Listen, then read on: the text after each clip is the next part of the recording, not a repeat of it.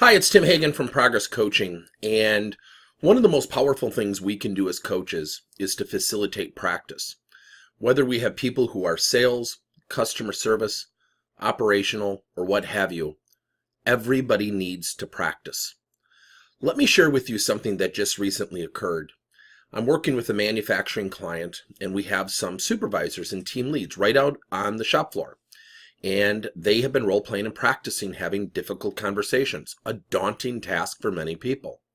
One young lady came to me and said, I got to tell you, the conversation went fantastic. I was so nervous. And all of a sudden I practiced the strategies, after our last session. And I noticed a much better response, and the employee is performing better. See, here's the funny thing about practice. Somewhere along the line, I don't know where, we have created a negative connotation with this thing called practice. Now, I hate the word role-playing because that does have a negative connotation to it, whether fair or unfair. So when you're practicing, here's a few tips. 1, the first 2 to 3 sessions, don't provide constructive feedback.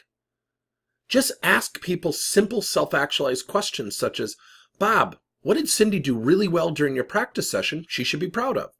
That's a self-actualized question that frames out a response to be positive. See, most people will sit there and go, yeah, that was pretty good, but here's what I would do, and we start unloading constructive feedback. The key to practice is to make people feel good about getting better. Next, try to use structured feedback. Don't just leave it open and say, share with your partner how they did, because guess what they're going to do? They're going to gravitate back to constructive feedback. Try to use structured feedback such as, now, take 2 minutes with your partner and share 3 things they did extremely well. And I'll do this for 2 or 3 sessions. Then I will start to sprinkle in the constructive feedback. But here's the key to constructive feedback. I always share the definition of feedback is never just to give feedback. It's always to give feedback so people receive it and strategically utilize it. So what we have to do is use words that are powerful.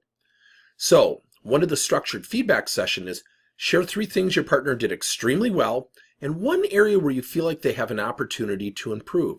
Notice the language, opportunity to improve. That has a little bit of whiff, what's in it for them. And so when somebody looks at a partner and says, Sally, here's where I think you have an opportunity to improve, guess what? She's going to receive it a little bit better versus just leaving the feedback to chance. People without practice do not arbitrarily get better. People without practice do not magically become more confident because a manager says, you've got to be more confident. Practice, I will tell you, in team development, skill development, sales, customer service, internal communication, without it, we will never, ever arbitrarily improve. Let me make a closing comment. I had a manager about a year ago really fight me on this. He said, but Tim, we don't have time. You don't understand our business. Everyone thinks their business is so magically different. Yes, there are nuances, but when it comes back to people have inhibitions. They have skill sets they need to improve. They have knowledge sets they need to attain. Without practice, a lot of that just doesn't magically happen. So the manager kept fighting me, and I said, well, let me give you a scenario.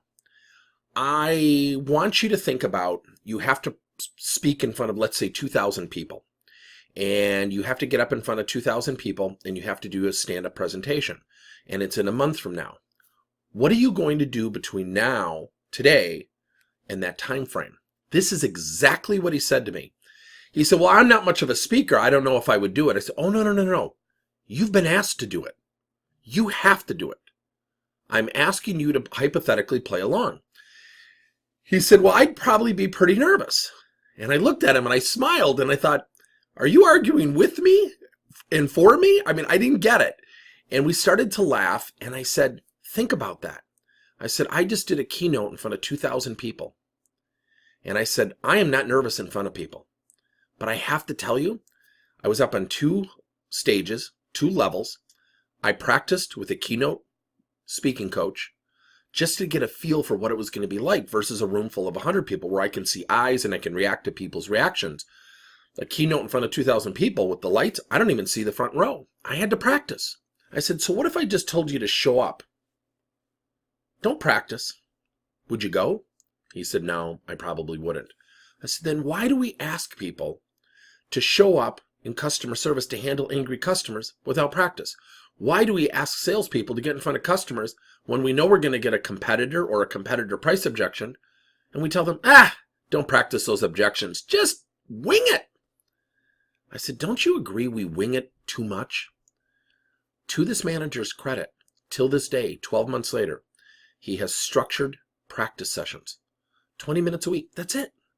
Without practice, we cannot arbitrarily get better.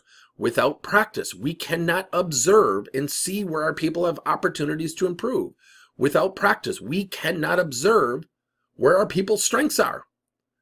So practice gives us as leaders, coaches, and managers visibility to where we have strengths in people and where they have opportunities to improve. I hope this has helped. Let me know.